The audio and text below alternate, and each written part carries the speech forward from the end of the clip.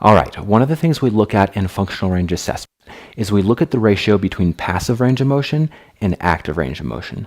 Passive range of motion being how much does a joint move if I grab it and move it using external load, versus active range of motion would be how much can I move it using solely internal load, i.e. your musculature.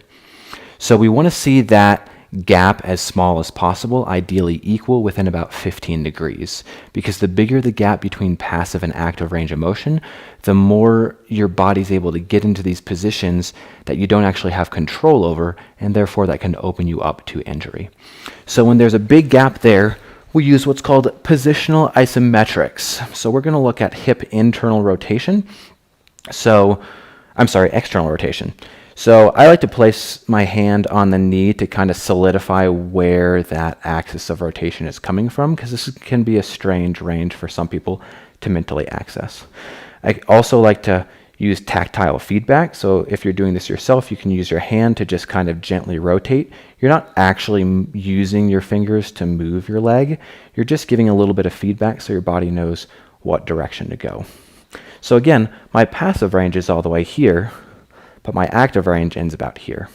So I'll go to the end of my active range, I'll take my opposite hand, and just push against the leg and use the musculature of these hip external rotators to prevent me from actually moving. So it becomes what's called an isometric contraction. Again, this hand up here is only serving as a mental cue for the axis of rotation. You're not actually holding it in place or using it as a leverage point to push against. So if by just pushing with the opposite hand you can't really find much engagement, you can allow your hand to win and then rotate, and then allow your leg to win and rotate back. And doing a few rounds of this resisted range of motion can help engage that musculature a little bit better.